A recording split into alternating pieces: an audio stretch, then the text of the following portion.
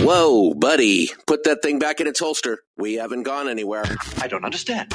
Check out the MichaelDukesShow.com for information on how to get access to the podcast. Welcome to the party, pal.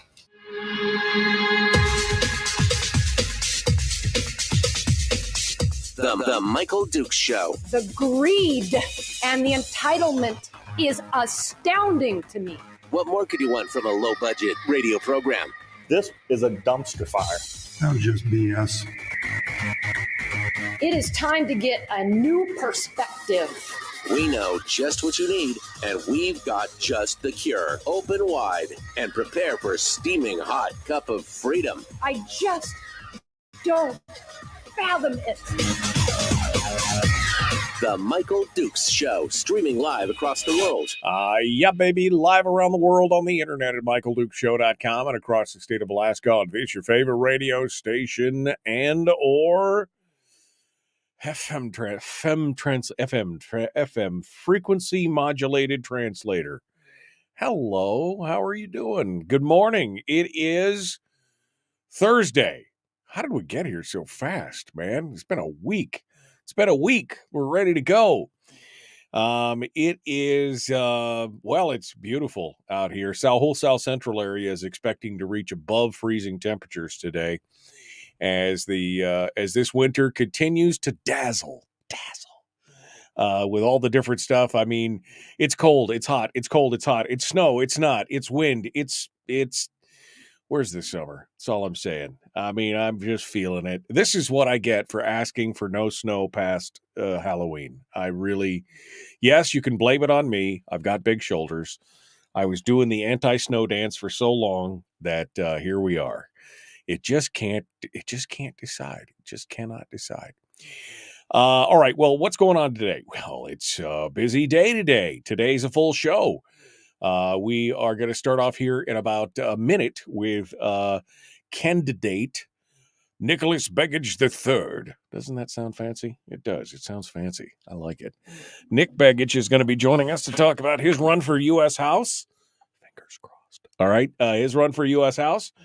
And we're going to see what he has to say about all the national stuff. I know we don't normally deal with national stuff, but I thought this was important. So we'll get into it. And we'll expose my woefully inadequate knowledge of national stuff because I quit talking about it because it just pisses me off. Anyway, we're going to get into that here in just a minute. And the first full hour is going to be with Nick Begich.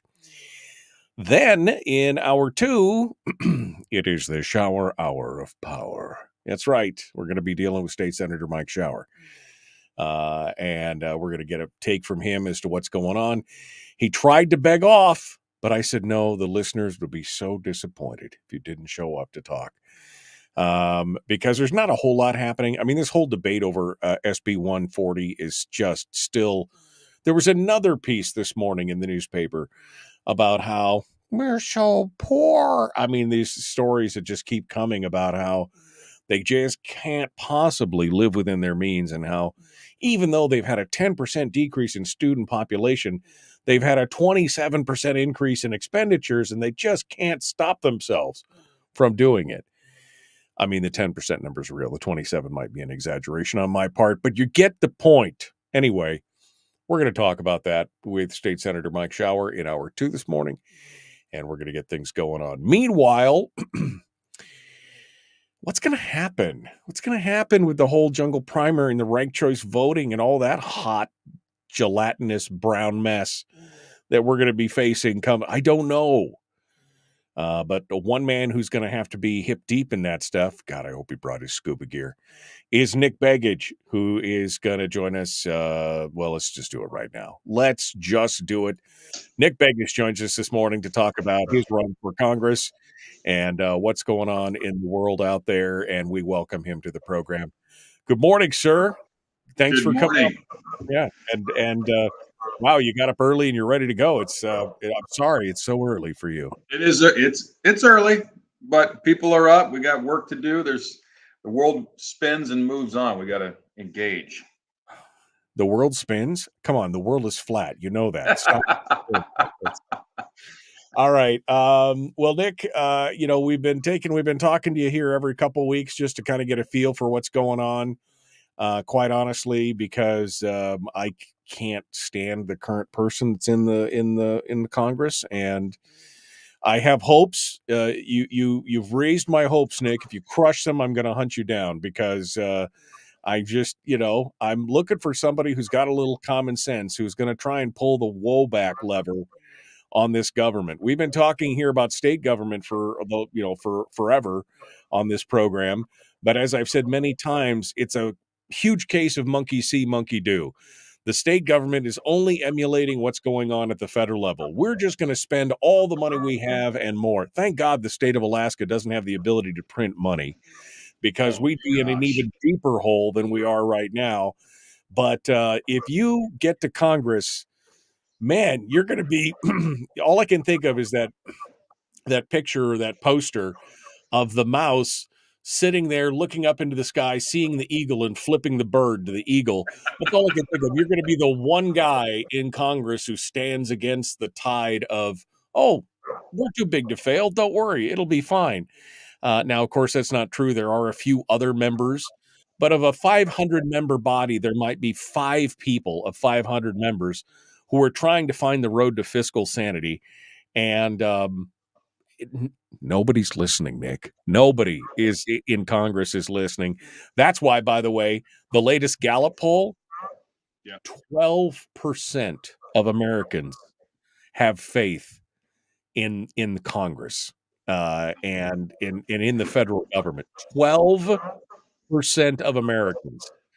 That says something right there. I'm going to start right there with that. Give it to me. Well, there's a reason for that, and you put your finger on a couple of the reasons. Congress isn't doing their job. They're not doing their job. They're not staying within their means, and as we've talked about before, they're spending our future, and people realize that. To your point, there are a few members of Congress that are trying to pull back on the spending program. You've got people like Rand Paul in the Senate, Thomas Massey in the House, great folks who try to call out example after example of the waste that's occurring down in D.C.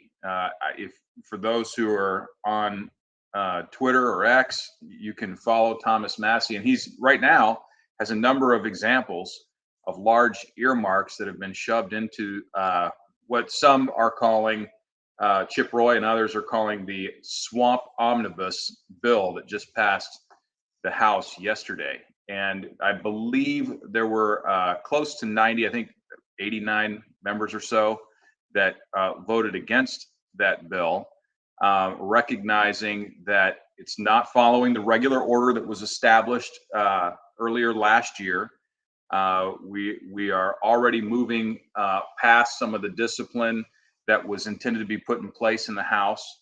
And, it's going back to business as usual. We can't do business as usual. We continue to do that, we're going to have greater and greater national debt. Our deficit is not being brought to under control. In fact, right now we're spending $1 trillion more than we're taking in every 100 days. Every 100 days, we're adding $1 trillion to the national debt right now. So you're right. I mean, there are not enough members of Congress who are taking this seriously. I don't think that there's enough members of Congress who actually understand what is happening and the implications of their decisions on the everyday Okay. American. I want to stop for just a second because I agree with you, and that is terrifying, right? You've got members that are so-called leaders. If you didn't hear the air quotes there were serious air quotes, are so-called leaders who are supposed to be directing the country, supposed to be the board of directors for finances of the entire country, and they're just like, oh no, this is fine. Don't worry about it. Nothing to see here. Move on. What's debt? What's deficit? I don't understand the difference between the two. Oh, and it's fine. Don't worry. We couldn't possibly fail. We can't be out of money. We still have checks in the checkbook. I mean, these are the, I'm mocking it, It's but true. No, it's true. they There are people in the Congress that believe that we can't go bankrupt. We'll just print more money. right. That is the most ridiculous philosophy that one could possibly have. If that were true, then why would we pay taxes? We just print the money we need anyway. It's absurd. It's absurd to think that we can just print our way out of this problem. Right. We saw what happens when the government tries to print money that they shouldn't. We get inflation, and we're still fighting it. Inflation is starting to lift back off. You're going to hear from Joe Biden tonight at the State of the Union, try to make the case that inflation's under control, and all these things that we're talking about right now, from immigration and wokeism, and all these things are just invented by the right. Not true. But we're about to see that tonight. Joe Biden's going to get up there and say that everything's under control and there's nothing to worry about, nothing to see here. If you've seen the meme of Leslie Nielsen standing in front of the burning building where people are jumping out and say there's nothing to see here, that's going to be Joe Biden tonight at State of the Union. No, this is going to be Joe Biden tonight. The meme of the dog with a house on fire, and he's just sitting there in the chair saying, "This is fine. This is fine. Nothing to, just don't worry about it. This is okay." I mean, that's literally where we're at right now in this country. Is that the people understand that there's something. I think that's reflected in this in the polling that we're seeing. If you look at the polling over the last 10, 15 years, you could just see that it's like one of those Boeing 737 Maxes. It's just cratering right into the ground. The trust in government has been plunging, and 12% of Americans feel comfortable and confident that the Congress can pull it together. And maybe that's a sign of the polarization, maybe that's a sign of the divisiveness, I think it's a combination of all of it. But I would say that anybody who does a household budget, part of that number has to do with the fact that they realize that simple math says we can't keep doing what we're doing. You and I talk a lot about the power of arithmetic. And it seems like these politicians have been inoculated or inured from the idea that arithmetic doesn't lie, and you just can't keep go. I'm sure the Roman senators were sitting there back in the day like, it couldn't possibly, Caesar will save us, it will be fine. And then, of course, that's exactly what we've got our bread and circuses of reality TV and the talking heads on cable news and everything else. And we're just or this crisis or that crisis or this event or that event or what the Kardashians are wearing today. We've got all the bread and circuses. The parallels to Rome. I saw an article on this about a year ago, and I didn't even have the heart to talk about it on the air because it was so prescient. And I'm just like, holy cow, holy cow. Yeah, it is. It's incredible. And we should take lessons from history. And what happened in Rome, we're seeing done in the United States in multiple ways. One of the ways that Rome fell over a period of time was that they debased their currency. Their currency used to be 100% silver or 100% gold. And they started to, over time, realize that if they decrease the percentage of silver in a coin or the percentage of gold in a coin, they would be able to print more. And what you found actually as the empire decayed, instead of having 100% silver, you actually got to the point where there was none, zero in these Roman coins. And it's emblematic of what we see in the United States today. Yes, we went off the gold standard in the 70s, and there's no value really in the paper that it comes off the presses. And the problem with that is that as people discover, as politicians discover, that there seems to, in the short run, be very few consequences for printing this cash, they do so. But if you went back to 1971 and you took $1 from that time period and you put it under your mattress and you waited until today in order to spend it, it would have less than 8 cents of the purchasing power that it did in the early 70s. And that is the debasement that has occurred because of the lack of fiscal discipline going on in DC right now. Well, the parallels are even worse. I mean, if you wanted to invest in silver today, I'd suggest you go buy some junk, what they call junk coins, which were pre 1972 coins from the United States, because their value, they had 95% silver, 90 to 95% silver in them. Today, the money in your pocket, the coins in your pocket aren't worth, you could melt them down and they'd be worth less than the face value of them at this point. So, I mean, the parallels are unparalleled to be. There, another parallel between what we saw in the Roman Empire and what we see in the United States today is the extent to which foreign adventurism, wars, regional conflicts drain the treasury. And and we see that today. There's a perspective on the right that I'm glad to see is declining, but it's a neoconservative perspective that seems to believe that the United States post World War II has a role in the globe as essentially world police. And we're only 5% of the population globally as the United States. We don't have the ability to play enforcer around the world and pay for that. That's not something that we're going to be able to do in perpetuity. And as we've talked about before, I think us attempting to do that actually weakens our allies over time. We see that right now in Ukraine. I want to talk about that here, but let's hold the line for the commercial break, and we'll come back and talk about that, because there's some points that I would like to bring up in that. That has been a libertarian perspective for a long time. Some of the more moderate or kind of Reagan conservatives. Well, not even Reagan conservatives, because he was adventuristic as well. But it, like you said, the neocons and some on the left have wanted that, and we need to talk about the effects of that. So hold the line for just a second. We're talking with Nick Begich, candidate for U.S. Congress, and we're going to be back with more here in just a moment. Don't go anywhere. The Michael Duke Show continues. It is your home for common sense, liberty-based, free-thinking radio. Don't forget it. Don't forget, you could come out and join us. Facebook, YouTube, Twitch. You can listen on the live stream at michaeldukeshow.com. But if you come out to Facebook, you can ask questions during the break. There you go. We're going to go back with more right after this.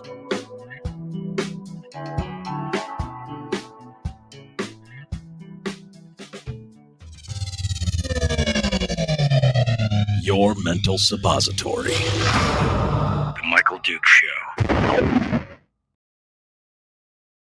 Cleans you out. Your mental suppository. It just cleans you right out. No problem there. Oh my God. I just, I'll be honest with you, Nick. This is why I don't cover national politics, because you just feel like, it reminds me of people asking me when I served on the Borough Assembly in Fairbanks, what's that like? I said, well, you see that door frame over there? Go smash your head repeatedly against the door frame until you fall unconscious. And when you wake up, start again. Do it again. Yeah. And that's exactly what it's, we're pointing to things which seem to me to be pretty apparent and commonsensical.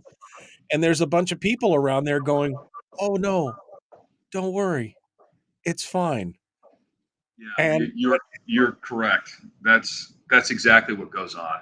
I've spent enough time in DC. I've met with enough folks in DC, staff members, committees, you name it. And the reality is, we're not dealing with the top of the deck in a lot of these cases.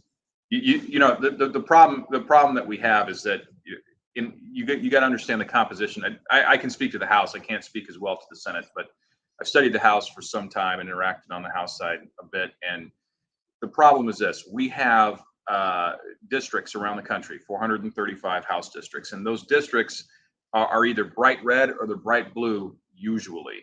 Okay, so if somebody is able to win their Democrat primary or their Republican primary, as long as they win that primary, effectively they win that race, because the general is not going to be competitive based on the composition of the district. And so in many situations, in many instances, we end up electing people on the left and the right that probably shouldn't be making trillion-dollar decisions on our behalf down in DC, because they've mastered the art of rhetoric. They have the ability to run hard to the left or hard to the right, or do the things that they need to do in order to win a race. But it doesn't necessarily mean that they're qualified or they have the life experience to make these huge determinations on our behalf. And there's no test to get into Congress beyond a campaign. And so, unfortunately, when you get there, there will be math.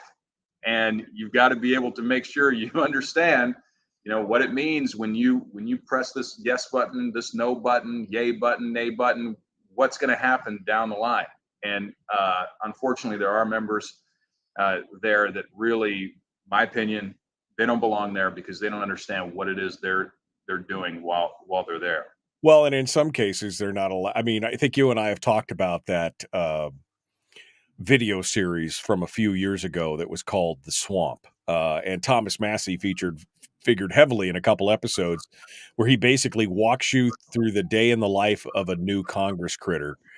And they just literally slot you into the machine, and you're like, you're now a money-making cog. That's all you are for the party.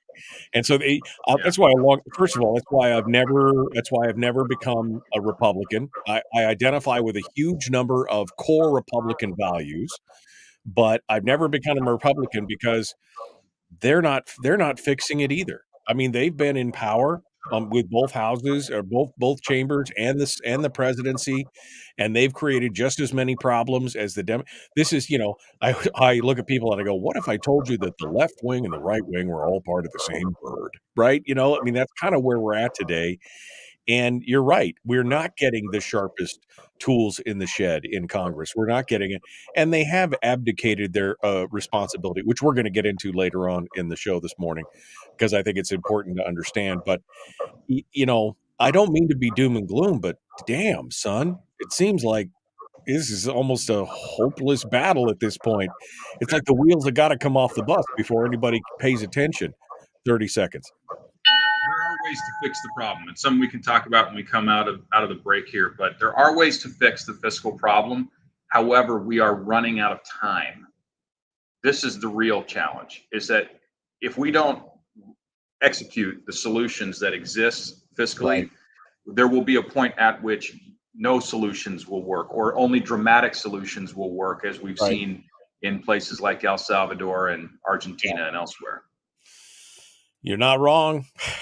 I mean, if history tells us anything, oh God, here we go. The Michael Duke Show. Not your daddy. Wait, sorry, not your daddy? Ooh, not your daddy's talk radio. Whew, I was scared for a second. Thought we were going down. Here's Michael Dukes and the show. No. I'm not your daddy. But my daddy does listen every day. He's in the chat room right now. I say that all the time, but it's because I love him, and I'm proud to be his son. I'm proud that he's in here watching us every day. I'm not your daddy, nor do I have the patience for that. Because if I was the daddy of some of these Congress people, ooh, baby, I would be smacking some heads at this point. All right, Nick Begich is our guest, and we're talking about what's happening in Congress and just some of the insanity that's going on over there. And before I got so far afield, Nick, what were we talking about before we got jumped in here? We were We were getting ready to talk about some of the fiscal solutions, some of the things we right. can actually do to solve this problem that we have with overspending Right, in and DC. yeah, and I will say first and foremost, Representative Ben Carpenter, who's in the chat room today, posits something that I think is also important to realize, and that is that it's necessary for Alaskans to demand fewer dollars at home. The problem isn't just DC, and this is really a microcosm of what we've talked about here in the state as well. Oh yes, we must cut spending, but not my project, but not in my backyard. We must cut spending, but not. So what do you think, Nick? What's your solution here? Well, Representative Carpenter is 100% right. I mean, Alaska has been a part of the problem. And in order to understand how Alaska has been a part of the problem, you kind of have to roll back to a quick history on what happened in Alaska. So when ANILCA was passed under the Carter administration, ANILCA locked up a number of really important resource lands in the state. Lands in what is now Denali National Park or Wrangell St. Elias National Park and some other area, Gates of the Arctic, et cetera. And it really made it difficult for folks to engage in some of the mining activity that had been happening for many, many years in our state, even going back to territory days and prior. And so the delegation in DC, our delegation, started bringing more and more federal dollars back to Alaska as a reaction to our increasing inability to develop our own resources. And they started doing this, and the first one's free, and like an addict, eventually we became addicted to federal spending. And the problem with this over the long haul, and Representative Carpenter is 100% right, over the long haul, we start to believe that we can't live without all this excess federal dollars coming back to our state. That's wrong. That builds the wrong mentality for Alaskans. We're openly talking about right now carbon credit programs and other programs that actually incentivize Alaskans not to work, not to develop our resources, not to develop the industry that creates jobs in our state. And this isn't good for us in the long run. In the short run, it sounds like, well, they got the money. We might as well spend that money because, goodness gracious, if we don't spend it, look, we have to create industry. We have to create jobs. These are the things that give people fulfillment, that true opportunity is derived from. And it's going to be the opportunities that feed our families for generations to come. And so, absolutely, that's true. We have got to recognize that most of our state is in a state of Stockholm syndrome, where we've fallen in love with our captors, right? The federal government has prevented Alaska from advancing.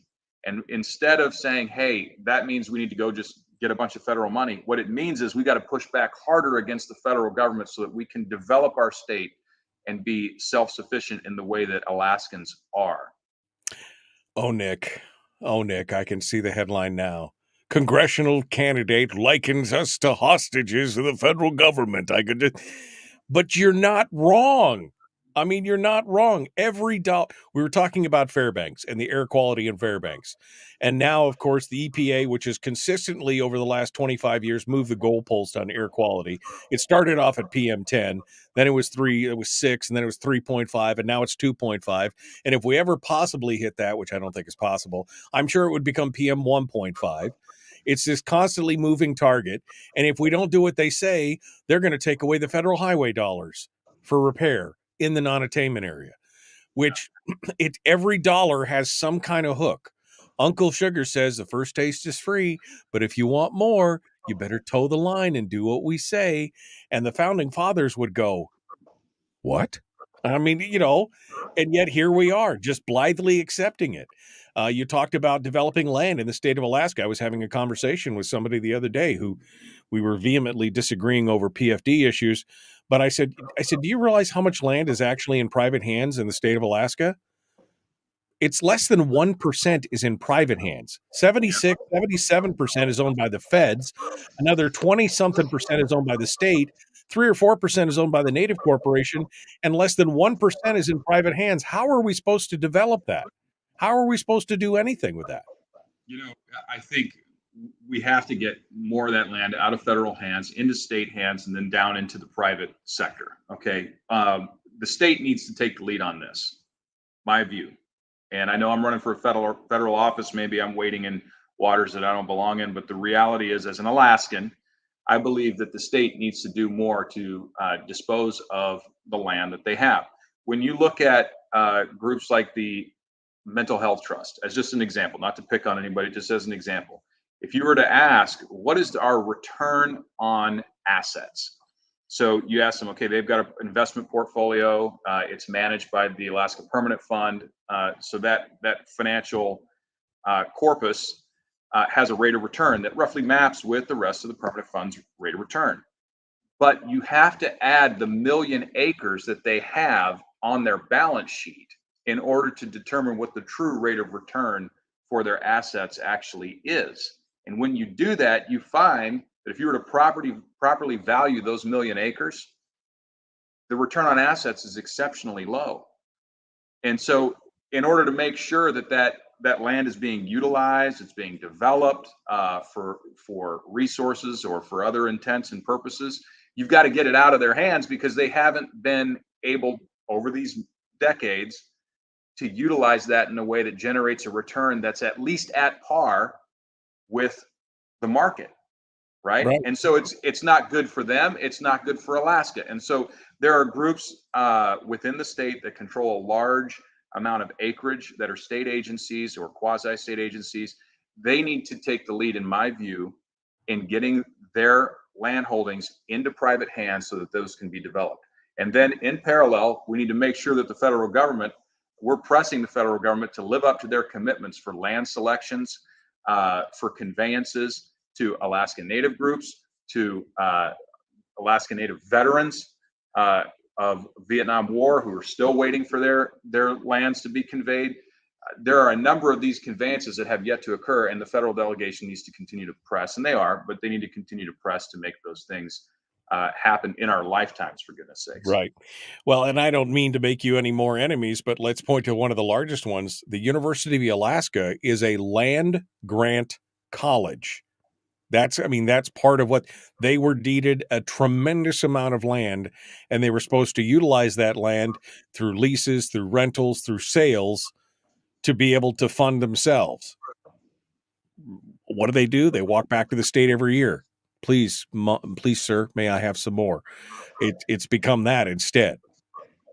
Well, and most universities have endowment funds that they've developed over many years that offset the cost of tuition of certain building projects and so forth. And I think the university, based on, I'm not an expert in this, but my casual reading of the material indicates that they've recognized that they've got to build an endowment for their university in the same way that other universities have built endowments, including public universities. That's important. And they have, to your point, they have an endowment as a land grant university. It's in the form of land, but that's an endowment that the university has. It has to be converted into financial resources because unfortunately you can't pay your bills with land. Right. It's got to be turned into cash. Right. And hopefully responsibly invested and utilized in a way that makes sure that permanent resource that gets converted over into cash remains a permanent resource for the university's purposes. This hour goes so fast. We got just a couple minutes. I do want to touch on one. I want to touch on the border situation, and I do want to talk more about the abdication of Congress's responsibilities. So let's quickly touch on the border things. We'll probably stretch it over to the next segment, but we're seeing more and more now. I saw some videos the other day, some interviews with some of the people crossing the border. A whole group of people, military-age males who identified as Syrians. They said we're from Syria, wearing 511 tactical gear, all well-dressed, wearing gear. And, that's troubling to me. And then, of course, this latest number that we're seeing, which is this massive increase in the last 5 months, where it went from about 3 or 4,000 to up to 30,000 people now crossing the border from China, which is worrying to me. So I believe border security is important for any nation. I know there's a lot of libertarians that are out there like, oh, free borders, open wide, let them breathe in and out, which is great in a standalone idealistic way. But when you have people out there that are antithetical to your way of life, to your culture, and to everything else, to just allow people to freely move into your country to maybe potentially do bad things, that's a problem for me. It's a huge problem. Look, if you don't have strong borders, secure borders, you don't have a country, right? We have to have the ability to enforce our laws. And if you're going to allow people to just wander in to the nation unchecked, well, I don't know how you're going to be able to enforce anything in this country. And I'll tell you what's even wilder than all of the things that you mentioned. And the things that you mentioned are wild, but it's unbelievable. This last week, a report came out that said that Joe Biden's administration had brought in 300,000 plus illegal immigrants, brought them in through the airports, paid their ticket from their country of origin to come into the United States. I mean, they are actively facilitating this influx of folks from around the world. It's not simply that they're ignoring the laws, they're willfully breaking them, and they're abusing our asylum system in order to do so. And they're bringing these folks in knowing full well that they intend to stay, that they will have no ability to track where they are in the country once they're here.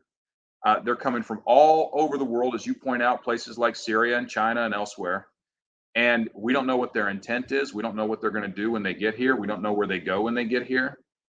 This is dangerous stuff. And it's not, there's 300,000 that I mentioned, but there's over 10 million since Joe Biden's become president that have dispersed throughout the country. Folks, that's a 3%. That's 3% of all people in the United States that Joe Biden has allowed to come in here and establish residency here illegally.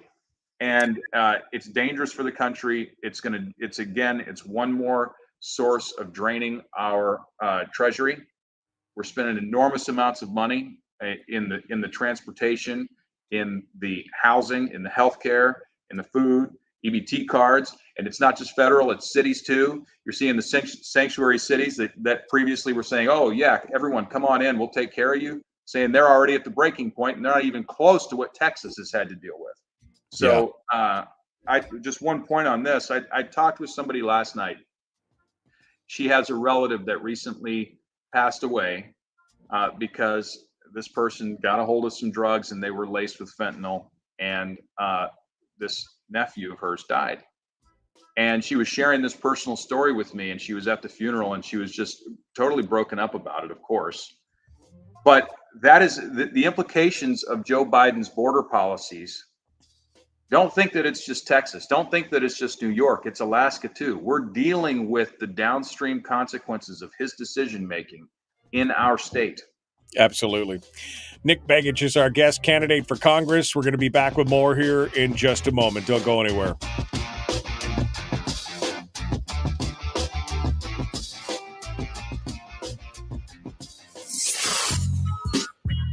What is that? Common sense. Regularly heard on American radio. Michael Duke Show. Radio. Nick Begich is our guest. Yeah, this video, if you haven't seen these videos of their interviewing people who are crossing the border, and there's a whole group of men who are who say they're from Syria, and all of them are wearing 511 jackets, which are kind of a casual jacket, but they're made by 511 Clothing, which is a tactical clothing company.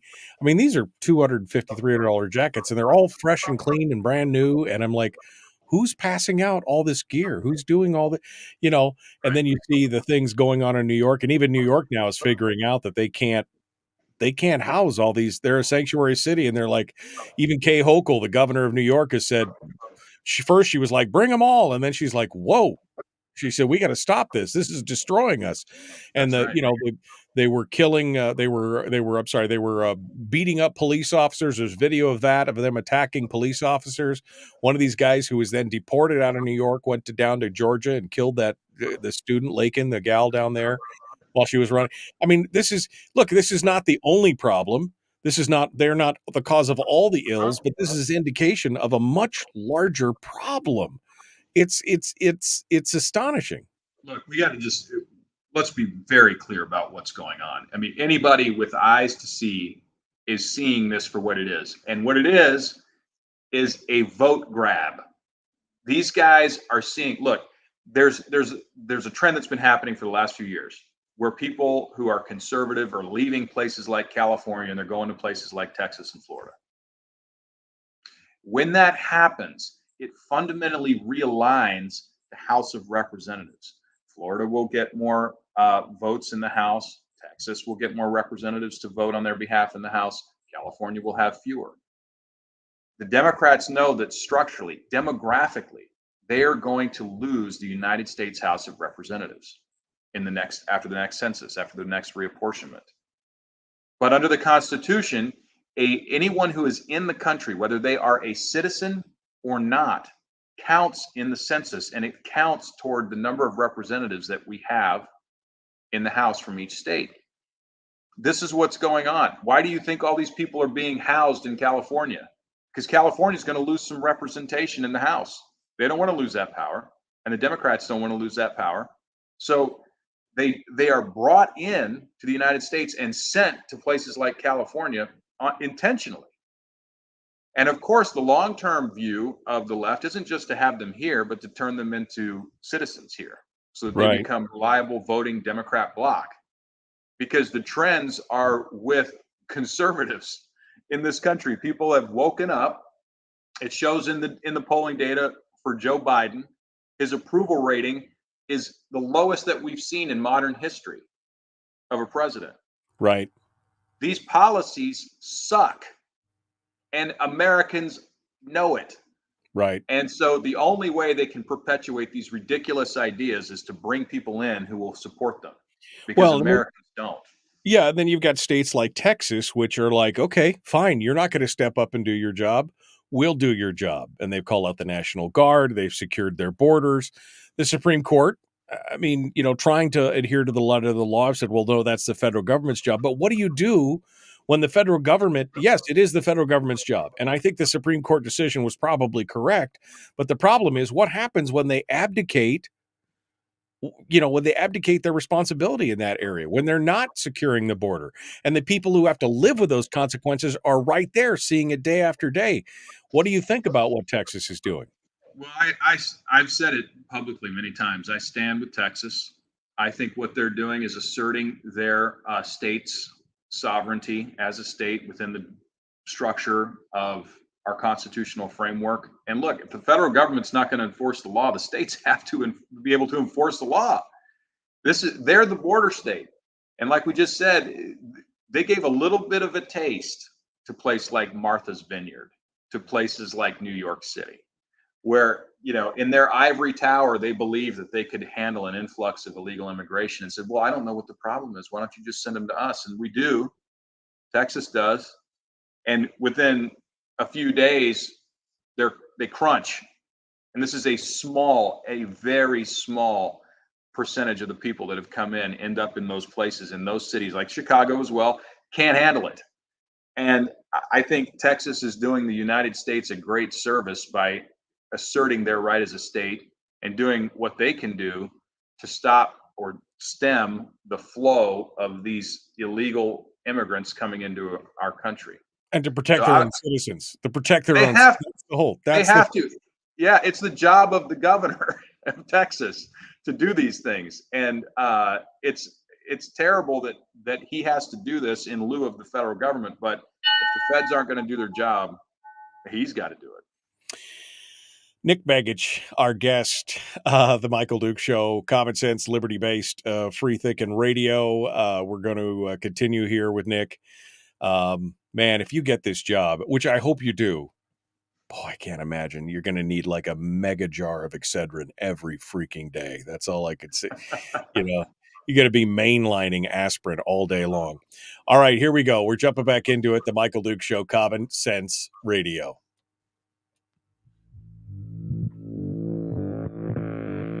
Public enema number one. Oh, wait, sorry. Public enemy number one, which makes more sense. On the other hand, he's a little bit of a pain in the Michael Duke Show. That's a lie. I mean, all right, maybe it's not. Maybe it's not a lie. I am a bit of a pain in the... welcome back to the program. Nick Begich is our guest, candidate for US House. We've... Man, this is why I don't talk about national politics, because it's so painful. But let's talk about, you mentioned it earlier, and I want to say that this really is the genesis of a lot of our problems in this country, especially financially, is that for the last 16, 17, 18 years, Congress has totally abdicated their responsibilities in the governance of the United States, specifically in the budgets. Congress has a mandate that they're supposed to pass 12 separate budget bills each session to cover the spending in the United States. They have not done that in 15 years. 15 years. They instead passed this omnibus continuing resolution that says, this is fine. Don't worry. We'll keep going. Raise the debt, raise the this, raise the that. And that has been detrimental not only to the country, but actually to the proper working, functioning, and order of Congress themselves. They're not following what they're supposed to be doing. And that consolidates all the power in Congress to a handful of those in leadership and basically abrogates the effect for everybody else. Give me your thoughts on this. You're 100% right. And this is something that I spoke with Don Young about many times. If you recall, Don Young was the chair of House Resources Committee and the Transportation and Infrastructure Committee. He was chair of both committees over his tenure in the House.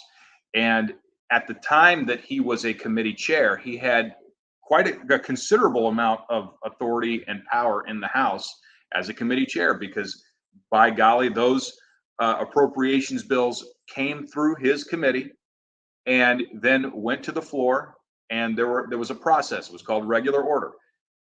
Under the new structure that has been established in the House on both sides of the aisle, leadership has consolidated power, right? So that the committee chairs have less power and leadership has more power. And that greater concentration of power has hurt the functioning of the United States House of Representatives. It's hurt the functioning of the House of Representatives because what happens is, instead of those committees having their day and their say on the floor, they're supposed to be the experts, the subject matter experts on these various issues. You have leadership trying to shove all of these 12 appropriations bills into either what they call mini buses, which are a combination of some of those bills, or omnibuses, which are a combination of all of those areas of spending and authority and lawmaking. And what we saw is it has become so perverse that even under the Democrats and Nancy Pelosi, they would quote, deem something passed. It wasn't even voted on. It was just continuing resolution, kick the can, deem it passed, everything moves forward. And that's how far the Congress has come from doing their job. They are not doing their job. And you talked earlier, and I've heard you mention it many times, and I agree with it. The right and the left, in many ways, are two wings of the same bird. But that bird, I call that bird the kleptocracy or corporate greed. Okay, the bird is comprised by organizations that either need the government to protect them in some way, or they require government spending in order to exist. Those two groups are the ones that hire those armies of lobbyists. One of the fascinating things about DC, there's 435 members of the House, 100 in the Senate, right? So 535 members. Do you know how many lobbyists there are registered in DC? 1,000 for every congressman. I don't know. There's 20,000 lobbyists. There's 535 members of the House and Senate combined, and there's 20,000 lobbyists. So do the math, right? It's incredible. You're almost at what is that? 40 lobbyists per member. These people are there's more lobbyists than there are staff on the Hill. Not even the staff is as great as the lobbying corps down in DC. So obviously this is a huge problem. Obviously this is something that needs to be fixed. But we have to restore regular order in the House if we're going to have any chance of getting this budget under control. Now, I mentioned earlier in an earlier segment that there are solutions. There are things that we can do. Okay. For example, interest currently consumes about $1 trillion a year in spending. 40% of all personal income taxes go simply to pay interest on the debt. Interest rates need to come down. That's number one. Number two, there are entire departments that exist federally that need to be cut or significantly reduced. Things like the Department of Education can be wiped out tomorrow. A lot of folks don't realize the Department of Education didn't exist until Jimmy Carter created it. We managed to do just fine, and oddly enough, after that organization was created, test scores fell across the United States. So I'm not sure they're doing a real good job. Right. In addition to that, though, we use a process, and anyone who's been attached to government for any amount of time would know, at the end of your fiscal year, you're told you got to spend your budget down or you're not going to get the same amount next year. So it creates a perverse incentive for people to waste money at the end of the fiscal year in spending that's not necessary. We have to move to something called zero-based budgeting, where we look at a budget clean every year and say, let's build it up from the bottom up. Why do we need to spend any of this money? Instead of saying, how much money do we get and how can we spend it? We need to say, what do we need to do our job? If we change that mentality, we can bend the curve on spending. We can get this thing back under control and rein in the growth of government in a way that actually restores some level of fiscal sanity to the entire system. And I would love to see that. Again, there's 5 people out of 500 who are kind of pulling for this direction. How do we make it 2 minutes now left in this hour? But how do we do it? That's a heavy lift, Nick. I mean, if I wave my magic wand and says, Nick, you're the congressman for all Alaska, what's your next step? I mean, what do you do from there? Well, my gosh, there's so many things that need to be done, and we talked about a few of them today. But if I'm congressman for all of Alaska, the first thing that I'll tell you is remember 435 members of the House. Alaska gets 1. You got to be tough down there. You don't have dozens of people like Florida, Texas, and California do. If you're gonna make a difference in that body as the one representative from Alaska, you've got to be tough. You've got to say no. You've got to throw elbows. You can't be afraid to make some noise and get up there and give a hard speech and use your leverage on committees and do the things, quite frankly, that Don Young did. Whether we like Don Young, we didn't like Don Young, however someone feels about Don, we all respected Don because he had the strength. We knew that when he went down there, he would fight for our state. We have to do that. We have to fight for our nation. It doesn't do us any good to have a prosperous economy here if in DC we're going all off the cliff together. And we've got to have people across the country, not just Alaska, but across the country, voters recognize that this is the kind of leadership we need if we're going to turn this ship around. Yeah. I know that we can, and I've talked about a few ways that we can, but we've got to have more people down there willing to do it. Nick, where do we find out more about you right now? AlaskansForNickBegich.com is our website. Got a very active Facebook and Twitter account. Engage with the campaign. Come out to our events. We put them out there so that you know where we're going to be. I'm traveling all over the state because the job of the representative is to represent you, and you can't do that if I'm not there to meet you where you're at. And that's what we try to do. Can't do that from Juneau. All right, Nick Begich, our guest. Thank you so much, my friend. It's good to talk with you. We'll talk to you again in a couple of weeks. We'll be back with more. Hold the line. Folks, we got more coming up. The Michael Duke Show.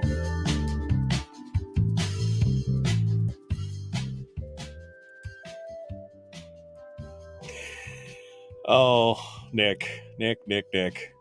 I and I just don't know what's going to happen. This whole jungle primary and ranked choice voting thing, it's just going to get so convoluted.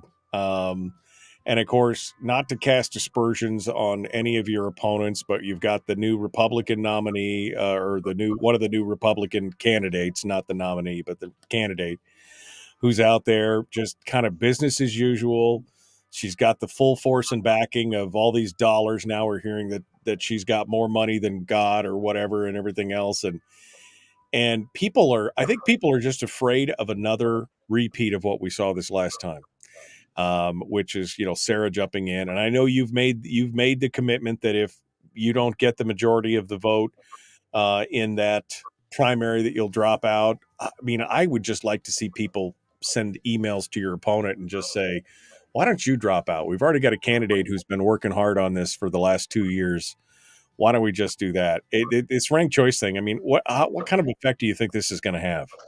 Well, look, I haven't been supportive of ranked choice since the beginning. I think a lot of folks were sold a bill of goods, maybe voted for it, didn't really have the opportunity to walk through the full bill. It was a very complicated bill. It was a long bill. It was sold to the public as being a way to get dark money out of politics, which I think most of us would agree is a good thing. But the reality is it creates a set of perverse incentives. And as somebody who's been through this process, I can tell you the Democrats understood it. Okay, you got to give them some credit because they understood how this worked. In a red state, they can't run a progressive campaign, a campaign that moves to the left. They've got to run a moderate campaign in order to win in a red state. That's what they did. And in order to do it, what they did was they said, we can only have one candidate because we're going to be fighting over the progressive base if we have more than one candidate. And so they made sure that they had one candidate who was then allowed to run a very moderate sounding campaign. And of course, when Mary Peltola won that race, she went down to DC and she voted with Nancy Pelosi 90% of the time, with Ilhan Omar 85% of the time. She didn't vote moderately, but she ran moderately. And we've got to be smart. Now that we've seen how this works and what their playbook is, we have to be smart and recognize that if we don't have an opportunity to speak to all of Alaskans, if we're fighting over the base, we're going to lose this race. Yeah. We've got to be smart.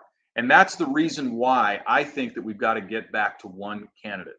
And that's why I've made the commitment where if I don't finish ahead of Nancy Dahlstrom or another candidate right of center, then I'll get out of the race after that so that my name doesn't appear on the ballot, so that we can consolidate support, so that we can show the contrast between what we offer, the solutions we offer on the right, and the pathway of the left, which Mary Peltola has fully embraced. We've got to be smarter about that. If we don't like ranked choice voting, we need to reimpose a primary on ourselves. And that's right. What I'm trying to do. And I agree. Ben also makes a valid point here. Businesses tied to federal dollars in Alaska line up behind the candidate who will continue the addiction, which I think is probably what we're seeing right now, which is unfortunate. We cannot continue with business as usual because business as usual will spell the fiscal doom of this nation. And that's the sorry thing. Final thoughts here, Nick, before I let you go. Well, Representative Carpenter is 100% right. He's 100% right because this system tries to perpetuate itself. The groups with the most to lose will spend the most in an election to ensure that they continue in the future. And look, Mary Peltola, as an example, if you look at how much money she took in from federal PACs last year, it was nearly $1 million in federal PAC checks. Nearly $1 million. There were races that Don Young ran where he didn't raise $1 million total. The amount of money being spent to make sure that Alaska's representative is business as usual is enormous, and it will be enormous. We will not see anything like this. We haven't seen anything like this in our state's history in this next election cycle. But the swamp is deep. They want to continue the grift. They're stealing not just from you, the public, but from your children and your grandchildren. And they're doing it, and they know they're doing it because it's all about let's get ours before this circus ends. And Yeah. that's what they're doing to the public. Yeah, it's like they know it's musical chairs and they all want to make sure that they've got their cushy chair before the music stops. Mhm. Unfortunately, we'll be the ones standing on the outside with no place to sit when it's all said That's and it. done. Nick Begich, somebody just said, no, Nick, don't go. Well, we got Mike Shower coming up. He's on the line right now, in fact, so we're going to get back to him. But Nick, as always, this is good stuff.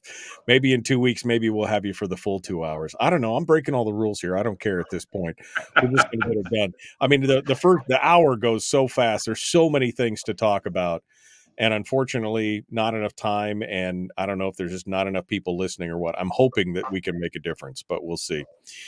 Anyway, Nick, thank you so much for coming on board and joining us. Thank you, Michael. And I love me some Mike Shower. Love Shower you. hour of power. Here we go. That's right. All right. We're going to be right. Thank you so much, Nick. We appreciate it. All right. Let me go over real quick since Mike is on the phone here. Let's see if the damn phone actually works. Are you with us, Mike? Can you hear me? He can't. He can hear me, but I can't hear him. Mike, I'm going to call you right back because obviously my phone is not doing what it's supposed to do here. So let me call Mike Shower back here, and we will get this. See if we can get him on real quick before we go. All right, there he is. I can hear him. Okay.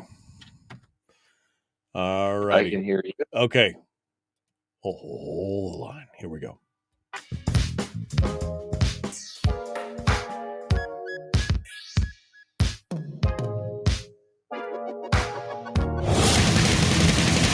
Whoa, buddy. Put that thing back in its holster. We haven't gone anywhere. I don't understand. Check out the MichaelDukesShow.com for information on how to get access to the podcast. Welcome to the party, pal.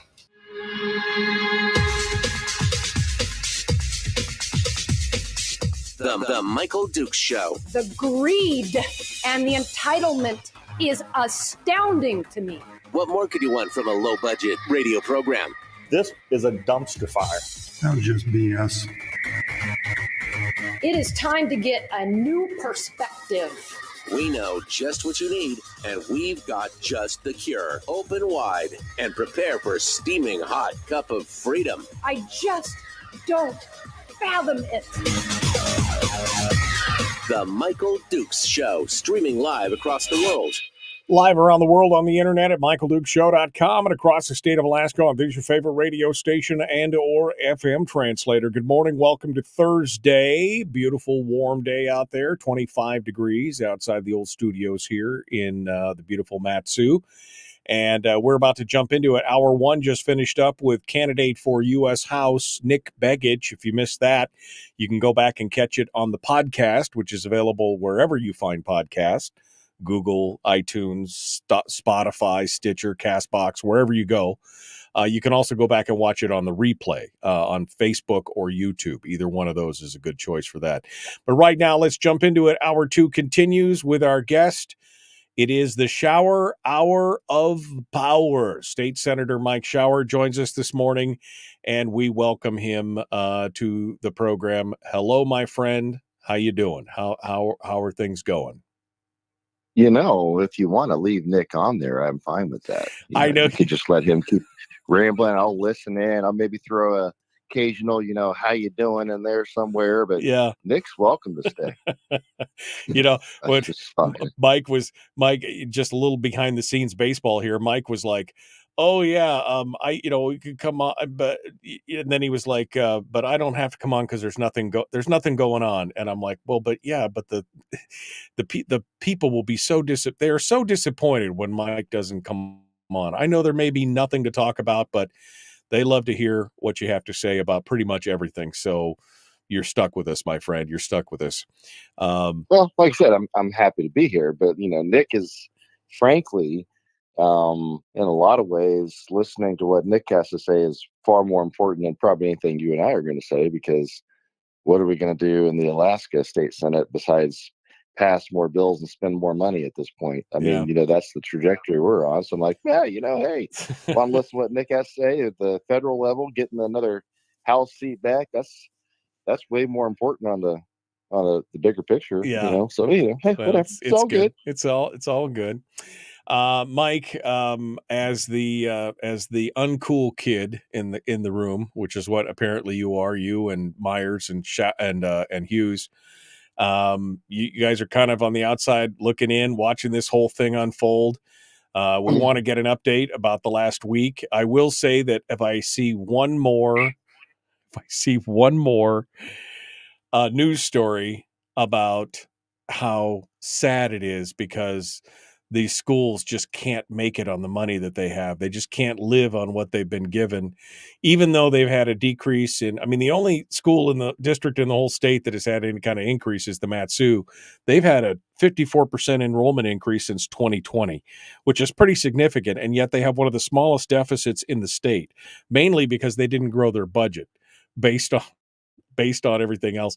But every other school district across the state, it's been an overall 10% decrease in enrollment. All I'm seeing is story after every day. There's a new story about how sad it is that these schools just can't make it and how mean you guys are for not just automatically giving them the $1,413 that they asked for or more or whatever. But if I see one more story, I just want to gouge my own eyes out. So give me the rundown here of what's going on with SB 140, what you're hearing in the hallways, because I know there's been some behind the scenes negotiations with the governor and everything else. And although you may not be involved, you've at least got your finger on the pulse here. So Mike, you hit it. I hear the rumors about how much we will spend in the Alaska Senate. And if we do not spend such money, we will all be kaput. Yeah. Have you not heard such things? I've heard it all. I've heard it all. Hey, let me say one thing about Nick, by the way, before we get started on our rant and rave here. I really respect Nick's position, because when a candidate says, if I don't get enough votes to be in the lead after a primary, I will, especially with ranked choice voting, right? Because we have done this to ourselves. We have met the enemy. He is us.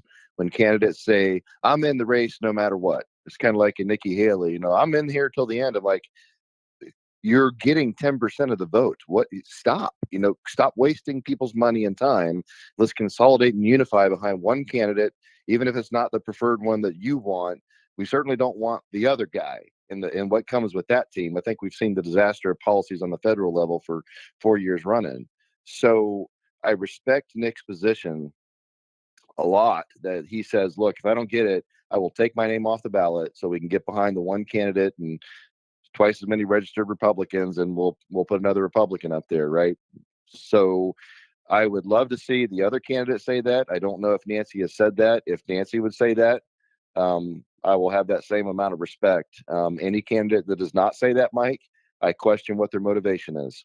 Because if they don't have enough votes and they leave their name in the race, then I don't think they're doing it for the right reason. I don't know what Nancy Dahlstrom's position is. I hope that's what it is. I haven't asked. I haven't looked that far into it yet. Got our own battles to fight. But in my opinion, any candidate, Mike, that will not take their name off the ballot is doing it for themselves and not for the right reason. And for Nick to say that tells me that his heart is in the right place, because he's going to do what's best for the state and for the people of Alaska. At the end of the day, this is not just about Nick Begich. So that is how that is how a candidate, in my opinion, should be handling things. So anyways, good on him for saying so. I'm glad to see it. I hope the other candidate will do the same thing. That being said, that's how a statesman should handle it, right? I agree. Yes, that's a big deal to me. So let's get on to 140. Yes, I've heard rumors.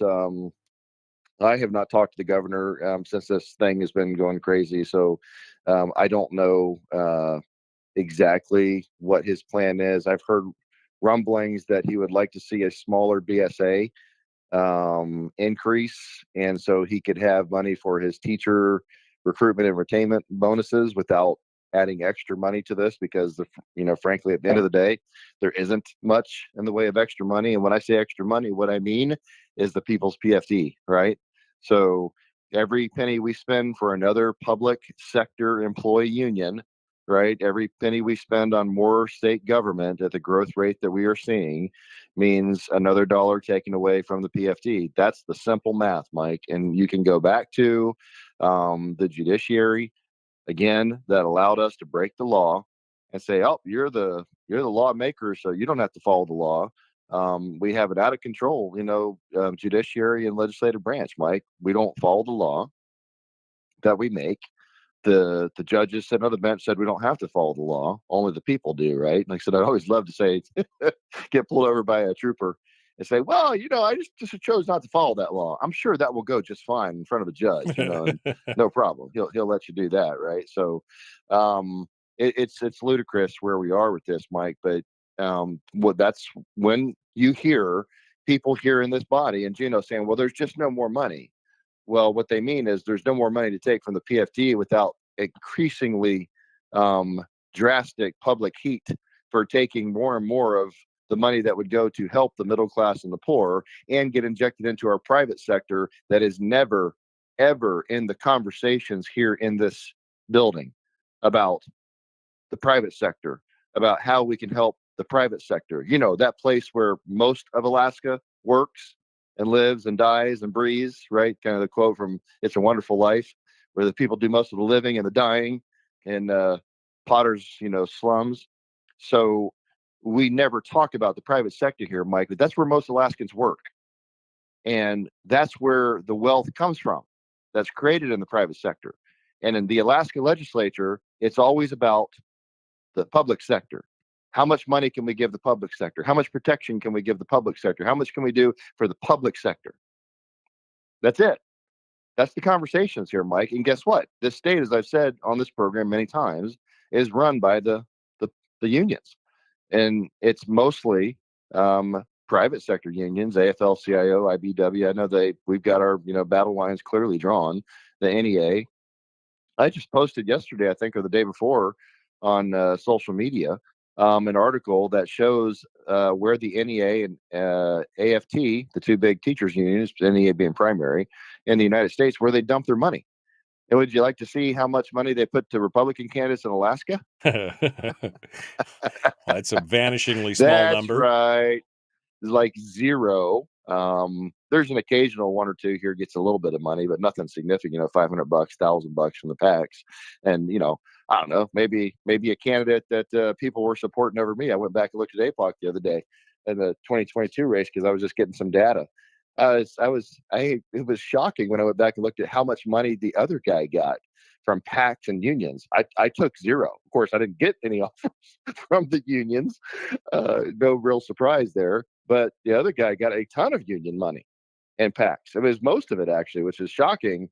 And I had all these, city officials and the Wasilla Mafia were just all thousands of dollars, Mike, thousands of dollars from these people. Some of them running for office right now saying, I support, the Republican principles, and I support, smaller government, no taxes. I'm like, then why are you giving money and supporting the guy that is all about big unions, right? I mean, I'm saying this stuff to look at the system that we were discussing. Kind of a little bit about what Nick was talking about, where the money's coming from, right? Follow the money, Mike. If you say you support Republican principles, if you say you're a conservative, if you say these are the things you stand for, why do you support somebody that's clearly going to join the other side? That's clearly going to support the public sector, that's clearly going to support unions, which means bigger government, more government growth, more money taken by the government. That's what those things mean when you translate it into policy.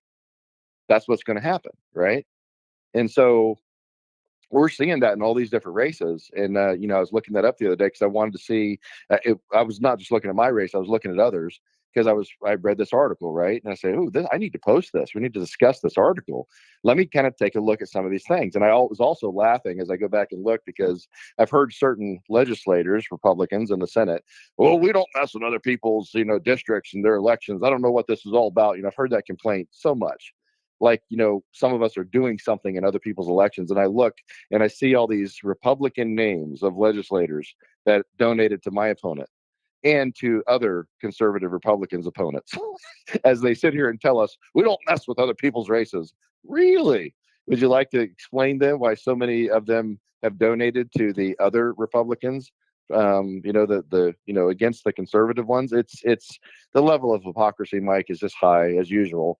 And it's do as I say, not as I do. We were just having a discussion the other day a little bit, and there was a Republican official that had brought up a point that the three of us in the minority, well, you guys got to bear some culpability, for how this worked out, with the Republicans making a choice, because this was a choice, to join with the Democrats. You guys kind of pulled off a coup. You were trying to pull off a coup when you guys were discussing before, when you guys were organizing. There was no coup attempt, Mike. What they're talking about is in around the time of the primary in 2022 until the general election, we were discussing amongst ourselves and talking to others about how we might organize, what the organizational structure would look like. You would think that would be a wise thing, right? Strategically, you would want to talk to each other about who would want what positions and how we could form an organization. Strange thing is the other Republicans were doing the exact same thing without talking to us. Never even gave us a phone call. They were organizing. They were talking to people in that kind of conservative part of the Senate, right? Because there was six or seven of us, 5 or 6 more moderate ones, whatever, that's fine. And they were talking and doing it, and nobody blames them for trying to pull a coup. Nobody uses that as an excuse to, oh, that was terrible, we can't work with them because they were trying to organize. So only you guys have the right to organize. We can't do that because we're not there long enough, or we're not, it's the amount of things like that happen, Mike, will drive you crazy, because it's like, okay for me, not for thee, tax the man behind the tree, whatever Brad Keithley always says, that little saying of it. It's kind of like that, right? It's like, no, we do that. You can't do that. If you do that, you're a bad person. And we're gonna hold it against you, and we're gonna shove you in a minority, and we're gonna go out and tell everybody how hard you are to work with, right? Or the continuing rumor that some of us worked with a 3-letter alphabet agency when it wasn't us, but I know of one person that did. Right. That person might be in the majority, Mike. I mean, the amount of hypocrisy and things going on continues to just blow me away, about just how low people will stoop to gain and maintain power. It doesn't matter. You look at the things happening, the articles coming out about what people are doing, payback, the people that are, looking at policies that might get eminent domain to take property from people so that they can give a payback to big unions for bills, and money going to certain districts, for federal money. I mean, Mike, the amount of things that we are seeing come out in articles and the things that are happening in this legislature, I mean, we literally might as well be DC. It just blows me away. It's crazy. Mike Shower's our guest. The Michael Duke Show continues with the Shower Hour of Power. Back with more right after this.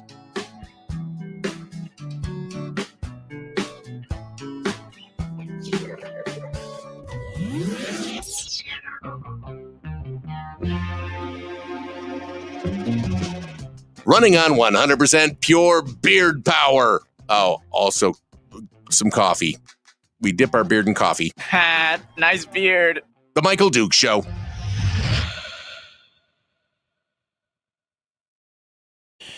Mike Shower is our guest, and he is going to continue with us here in just a second. Let's see if we can get you riled up, Mike. I mean, I haven't had a cup of coffee yet. I know. Well, and it's ironic that you are being chastised by luminaries from the party for being rabble rousers, and yet they're the ones that are continuing the cycle of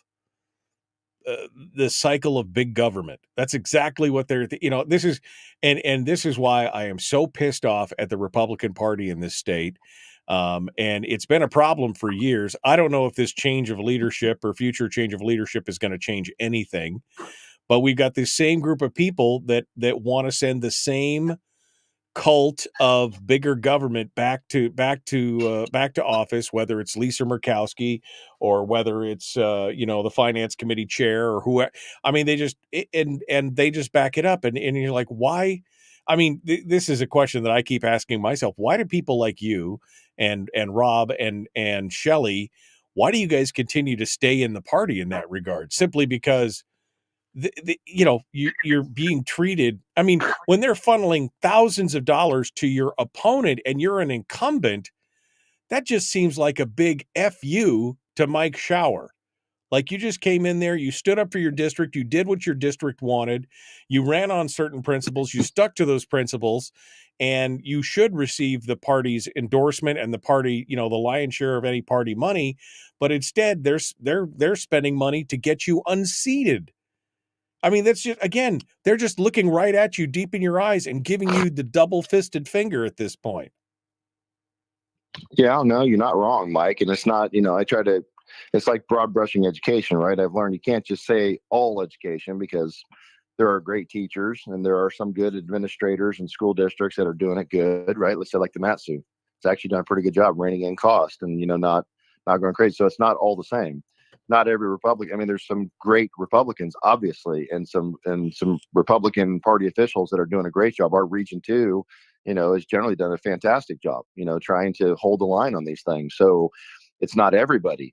But like you said, as a structure, I guess you could almost call it a structural deficit.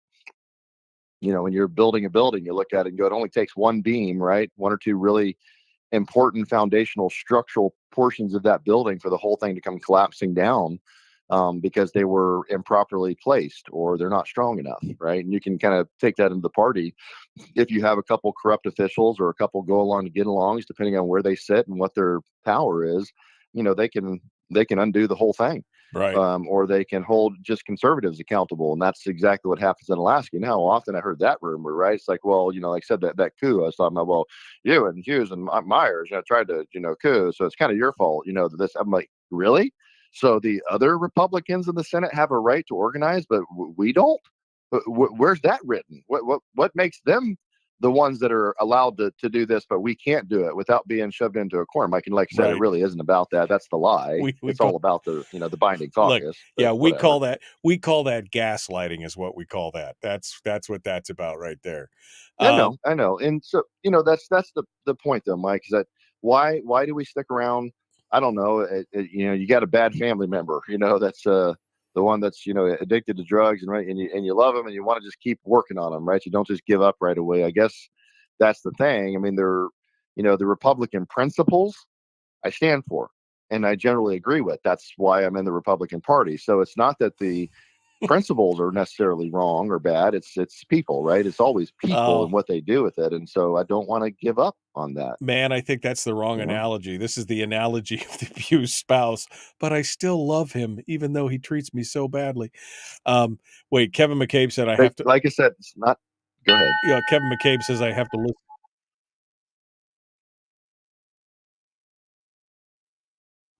Show me the money. It was gray on the floor. Kevin wanted me to play that. So anyway, we got to go. We're going to jump back into it. The Michael Duke Show, common sense, liberty-based, free thinking radio. Like, share, subscribe, ring the bell, do all that stuff.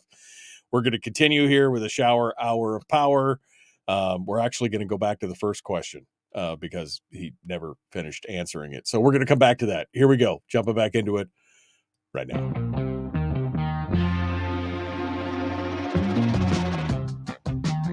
The Michael Duke Show. Seriously humorous with a pinch of intellect. Sorry. That is humorous. Here's Michael Dukes. Mike Shower is our guest. It is the shower hour of power. Yeah, buddy. We're going to continue on here. I asked him a question, which we then spent 17 minutes not going over because we never really got around to it. Mike got spun up about I kind of did. You kind of did. But so, all right. So you're hearing the rumors. We're talking about SB 140. The governor, I mean, God love him. He's threatened to veto it. But instead, he said, what we really need is we need more, which is, we already got a $300 million bill here. And now they're talking about putting together another $55 million, which is what his retention bonus would cost, and the charter school stuff. So what's the actual word, man? I mean, are they close to something? Are they going to do it? Well, what's happening with SB 140? I think that's why however you said something that set us off after another rabbit down a rabbit hole. So I blame you, of course, for that.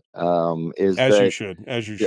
As I should. Yeah, you're the host. You're always responsible, right? It doesn't matter what happens. So you're the Mifwick, the man in charge, the head honcho, the big cheese. That's back to Police Academy, right? I love my movie quotes this morning. So if you like I said, I haven't talked to the governor, haven't had any meetings with them since this has all been going on the last couple of weeks. I kind of said what I know, 20 minutes ago, which is he wants those recruitment and retainment bonuses. There's a certain amount of money you could get by reducing some of the BSA. And where that sits as far as backroom negotiations, I'm not involved in that. Shoot, everybody in the majority isn't necessarily involved in that. I was in the majority for 4 years before, and we had little clue what was going on half the time because nobody was communicating it. So, how much less now, right? Do I really know? So the rumors, that's what I'm hearing right now. Mike wants his bonuses. There is good statistical data that shows that those bonuses do actually help recruit and retain teachers, which then translates into better student scores because students do better with a consistent person. So there is data to support that.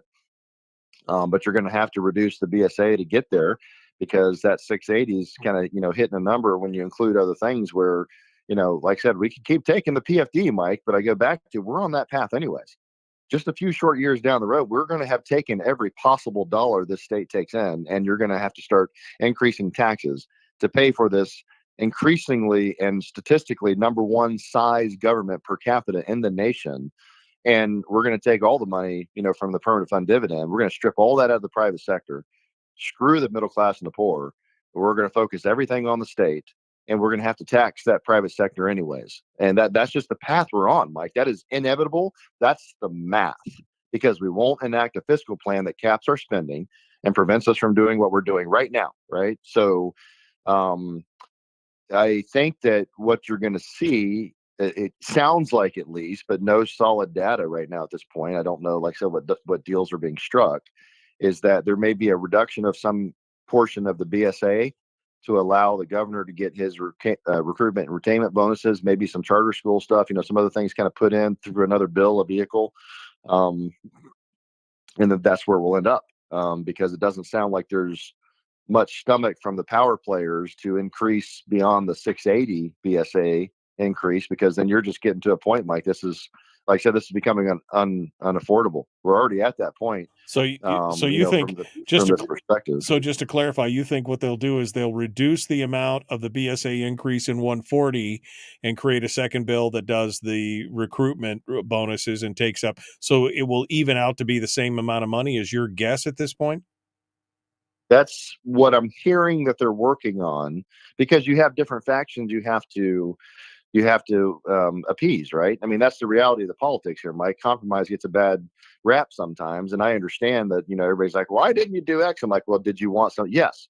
Well, then to get that, sometimes you have to give, or you just don't do anything, and that may be a good answer too, right? But sometimes that's the compromises that are made in this silly place, is that, hey, 680 is the max. I'm not saying that's what it should be. I'm saying, but that's the max. If that's your number and the governor wants something who swings a big hammer, then, you're probably gonna have to figure out how to reduce that number by X amount and get it to some number that allows him to have the money left out of that pot, right, to get the things he's looking for. And, if you want X thing over here, we're going to have to make sure that, the people that don't want to spend more money are going to be appeased by, well, we're not going over that cap or reducing that part to do this. And that, so just like the fiscal policy working group, where nobody was particularly happy about every part of the plan, but everybody got portions of the things that they wanted. That was the grand compromise, Mike. It's like, I didn't like everything in the fiscal policy group. I would prefer to just start reducing programs and reducing the size of government. And that's how I would get to the balanced budget, and then slap that spending cap on. But can't get there. Don't have enough votes. You had to bring in Democrats and you had to bring in moderate Republicans. And to do that, you had to get X, Y, and Z. That's just the reality of the game here. We don't have a red legislature, Mike. We don't have a supermajority of conservatives, not even close. Like, people talk about, why guys you guys do pro-life legislation? I'm like, have you looked at the makeup of the body? I mean, yeah, there's more Republicans, but a whole lot of those Republicans are not pro-life. I don't know what they say in their campaign literature, but when they come here, they don't vote pro-life, so how do you expect to get that through when the majority of this legislature isn't, fiscally conservative, isn't pro-life, isn't XYZ, whatever the thing may be, right? Oh, that actually rhymed. Funny. So that's what I think is kind of percolating behind the scenes, is how do they fit everything into that one pot of money, and give the governor something that he asked that they stripped out. Not a good plan, right? I guess they maybe should have thought a little bit more about the size of the hammer the governor swings, right? Because Mike doesn't appear to be messing around anymore. So I think they found, somebody told me yesterday, what did they say? They said, I think they found Mike's breaking point or something like that. They used a term, I forgot. That's like, well, you pushed him so far. And now he's like, screw you. I'm done playing games because you guys keep doing what you want and you're not giving me what I want. Right. So, the governor swings a pretty big hammer, and he's got enough legislators that aren't willing to override his votes and our vetoes, and so be it. So that's what I think is probably happening. But, that could, who knows, Mike? You've seen weirder things pop out of this place. So I think regarding 140, they're trying to figure out how to fit it all in that one pot of pie. It's still expensive any way you look at it, right? I mean, we're talking several $100 million here, and that's, although I think the defined benefits, I hope, is going to fail. Because it's just another, there's article after article, Mike, across the country of how that's not the right path, and so be it. But that's another $100+ million over years or more per year. You segued perfectly into my next question. Was we really haven't heard much about the defined benefits bill after it passed out of the Senate. Supposed to be a new fiscal note. The Reason Foundation said it could cost up to $10 billion over 10 years. So that's $1 billion. Even if it was half that, 500, even if it was $150 million a year. That's a significant amount of money, and yet nobody really knows how much the damn thing's going to cost. Has there been any movement on that? Because supposedly there's supposed to be an updated fiscal note that was supposed to come from it, and I haven't heard a thing. Haven't seen or heard that. It could be out yet. I don't know. I have a feeling they were rushing it through because they didn't want to know what that fiscal note was going to say. That's just perhaps maybe talking to some people associated with the arm board that might have some knowledge of things that were happening. And so, if that's the case, obviously they wanted to rush it out of the Senate, because if it came back with a less optimistic fiscal note, that's not going to help people vote for it, right? Not when we are so fiscally constrained at this point based on the money pot, the pipeline shrinking, not, kind of a allegory to the taps, but that's kind of what it is, right? Our money pipeline's been shrinking. We grew government based on the size of the amount of taxes that we took in, right, Mike? That's what government does. It will spend every penny. And we did. And then the money supply started shrinking. And I'm like, oh my God, we're stuck with all this government that we have to pay for. How are we going to do it? Well, like I said, the ATM right now we've been going back to every year has been the PFD. But when you look at the math, you add this kind of BSA increase. And Mike, and think about a $1,400 BSA increase. How detached you have to be from reality to support something like that just boggles my mind. We will literally, on the path we're on, Mike, focus all of our government money, almost all of it, on just K through 12 education spending, because you're going to be pushing $2 billion a year. Our total budget's like 5.5 or something like that. That's literally, it's unaffordable. You still have, health and social services that affects more Alaskans. You still have Department of Public Safety and Department of Corrections and Fish and Game and this, and so you're trying to make the math work here, Mike, and we are watching the money pipeline shrink while the size of government is not staying, correlated to that. It's growing at a nearly exponential rate based on these people that are putting in these bills that I'm looking at going, where's the fiscal responsibility? People say they're a fiscally conservative person of the Republic. Really? Because that's not what I see for fiscal conservatism. You're spending money at a prodigious rate at this point. And like we have said, you just look at the money pie. My chief of staff is breaking this down really good with numbers. And like I said, I think a week or two ago, we talked about this program. You're at about, maybe you had $1.3 billion left after you took out the $1 billion deficit of the governor's budget from the permanent fund earnings, right? What we have available to spend left us about 1.2 billion something.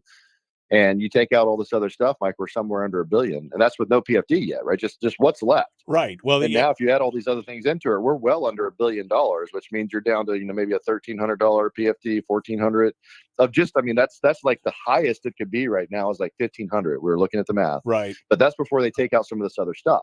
Right. So I go back to, can you imagine what if it was a $1,400 BSA, add 150 million for defined, add for this, add for the 125 million of just cost increases every year. Mike, within a few short years. Yep. A few short years, we've literally taken every penny we have available and it's gone. No PFD, just a government we can't afford. And now we're scoping out there of everybody's wallets and going, hey, you over in the corner, come over here. Well, and show me your wallet. What you got in there, Home Slice? I want some of that. What do you got? Yeah. And then we're gonna be looking at the oil industry tonight. Hey, we need another $1 billion. Pay your fair share. This is where this is going, Mike. There is no There is no other alternative on the path we are on. That's the bottom line. Brad It just isn't. Keithley and I this week, he brought up a slide that the Legislative Finance Division presented to the legislature recently, talking about getting to a balanced fiscal year 25 budget. And it put the revenues, it put the transfers, it put the capital budget in, and the governor's amended capital budget. And then it said, here's the legislation that's currently passed, SB 140 and the senior benefits. It hadn't talked about the child care bill, and it didn't have the defined benefits bill in there, which I thought was interesting, even though it's passed. And then it put in the AEA grid and the Marine Highway and everything else. By the time it was all said and done, there was $969 million left. And if you put a 2575 PFD in there, there's only $55 million left out of all that money. Mm-hmm. That's it. Mm-hmm. That's Mm-hmm. it. Only 50. And of course, again, that doesn't count the BSA. It doesn't count the $11 million from the child care bill. It doesn't count, or not it doesn't include the defined benefits, rather, not the BSA, the defined benefits or the child care bill or anything else that they do, including the governor's new plan for the retention, which is a $50 million bonus, $50 million cost there. So we're already at zero. We are at zero with a $1,300 PFD. And that means next year, good luck. Good luck getting a PFD over $1,000, because it's going to be $300 million more next year, or maybe $4. Mike, that's my point. We're going to keep going down this path, trying to tell people, do you see this whole conversation anywhere in here? Oh, a statutory PFD, even a 50-50? No, to do it now, Mike, because they're allowing government to grow, and nobody, like I said, I put in a couple $1 billion worth of cuts, always shot down, every one of them, right? I put in amendments to change our pay increase last year. Nope, shot down. Almost every single legislator voted for those pay raises. There is no compunction in this building to constrain spending as an overall legislature. Yep. Clearly, there is no compunction to do so. So there is no conversation about a statutory PFD. It's gone. The entire PFD in a few years is going to be gone. There is going to be, because they've done a great job with the narrative, Mike, to pay a PFD moving forward, you will have to tax. You will have to transfer wealth from some to pay to others. You will literally have to do that to have any PFD left, because the math doesn't work anymore. They have taken it all for government, and you have people running around spending a $1,400 BSA. You're detached from reality. Yeah. Here in a few years, we're not going to be able to have any increases in government spending because there's nobody to tax, Mike. We don't have a robust, large economy, private sector economy in this state. It's been left to die. We're going to get the money. Mike Shower is our guest. We're continuing one final segment dead ahead. We're just going to take the reins off in the next segment. We'll let me go. Just going to let you go. You're really going to tell us what you think and how you feel. Back with more of the Michael Duke Show. Common sense, liberty-based, free-thinking radio.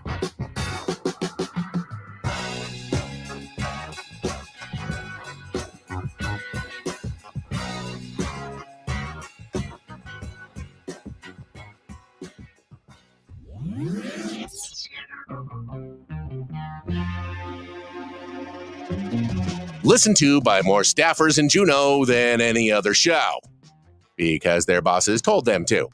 And after what they just heard, oh man, they're going to be pissed. You're a bad, bad man. The Michael Duke Show.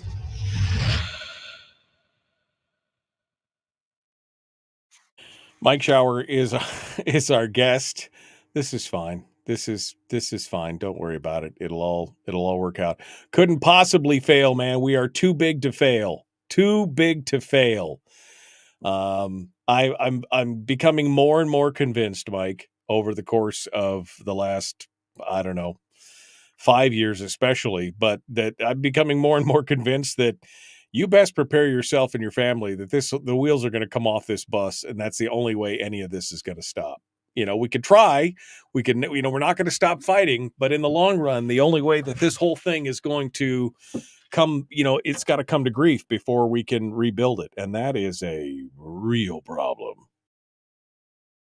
Well, isn't it so frustrating, Mike? And we'll talk about this once we come off the break, is that there is so much potential in this state trying to pivot back to something positive as opposed to just pointing out the problems, because you get frustrated when you're in the fight like we are here, on the front lines, and you want to solve things. And we have things like a fiscal policy working group that would help us, correct the course of the ship. And nobody as a group, will step forward, not enough of us, to execute it. And the old guard power players won't touch it. They don't want to be told how to spend money or how much they have to spend or that there's a limit to it, right? So, it is so frustrating to be stuck in the frontline battle and not be able to solve the problem because there isn't enough people here willing to do so. But at the same time, you look at things and go, well, how could we get out of this? What would some answers be? What's the private sector, right? It's having more wells open, that we have more gas and oil flowing through, well, more oil through the taps, but gas as well, right? Figuring out how to build a gas pipeline. Not only do we need that for our internal use, Fairbanks, Anchorage, the price of gas going up, Cook Inlet issues, all the stuff, but we could start liquefying some and selling it overseas. Japan and South Korea desperately need it, right? They don't want to be relying on other sources. They'd like to rely on us and know we're stable. We have mining options here, some of the most known and largest reserves on the planet of minerals and rare earths that we desperately need for our manufacturing and modern lifestyle. We have logging potential. We have, of course, fishing. That's one of our big industries, right? We have so many things that we could do in this state to explode and offer incentives for people to come up here and live and work in Alaska businesses that we could be doing. I've said this. We went over this years ago. We said, how did Hong Kong take away being the world's banking center from London? They enticed businesses to move. They said, hey, come here, bring your employees here. We'll give you all kinds of tax breaks and incentives. And they knew that as they got that industry there, then eventually they would get the tax base, right, from people paying and living there and buying houses and paying rent and eating and the stuff that they do. And it was one of those things that they enticed the businesses to come there by making it the cost of doing business cheaper. So there are things like that. I was talking to folks came through the office yesterday. It's kind of ironic because one of the guy's wife was the guy is a FedEx, but former Hornet, F-18 Marine, and we had flown together previously at FedEx. He's Anchorage based, and his wife is a film producer. And so he's like, hey, we're going to be in Anchorage or in Juneau. We'll stop. I said, stop by. We'll chit chat. I'd got an email. And we were talking just small little things, right, Mike? But small things can add up to big things. We'll talk about this after the break, too. It's probably out of time. And she was like, hey, if we can do something like some of the other states, Texas and Montana and others have done, like a film commission, we can get people up here. They want to come up to Alaska and film. And, they said they're doing like a show. It's got like Alaska in it, like the background, but they're filming it in Iceland because Iceland had a film crew. Hey, come here and we'll give you this, that, and they give them like a certain percentage of how much money they spend. They give them as like a tax break, incentive thing, whatever, to make it work. So they have to come spend money there. They're not just giving money, right? Then they'll get a rebate on it. But she's like, they're spending $60 million in the Iceland economy to film this thing. She's like, they wanted to come to Alaska, but there's nobody to talk to. There's no set. It's things like that drive you crazy.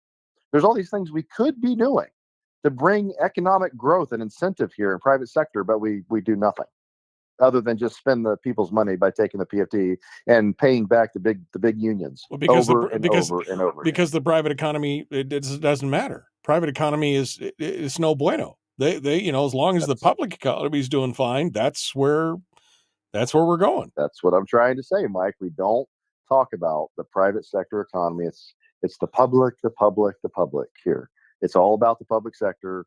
It's all about who gives you money and support during elections. It's all about payback. That's how money makes the world go around, Mike. It's just, That's the politics side of it, right? The dirty underbelly. It's all connected. And, God help me for saying, bad union stuff. But I said it before. What do I have for unions? Seriously, from support as a politician. Mike, I'm a Republican. My own union, which is filled with more conservative members than not, because it's a bunch of pilots and it's a big union across the country, wouldn't even endorse me. Why? Because I had an R in front of my name. Really? I paid you guys how many tens of thousands of dollars, and I can't even get an endorsement from my own union? You think I'm going to be like friendly toward unions? Really? Wow. Yeah. Methinks it doesn't mean what you think it means, Pepe. So. All right. Well, we're going to let you off the chain here in the next segment, so you can feel free to share all that as we continue on. We used to remind me what they were. We used to have a film commission here in Alaska, but not anymore. All right, we're gonna continue here. The Michael Duke Show, common sense, liberty based, free thinking radio. Let's go.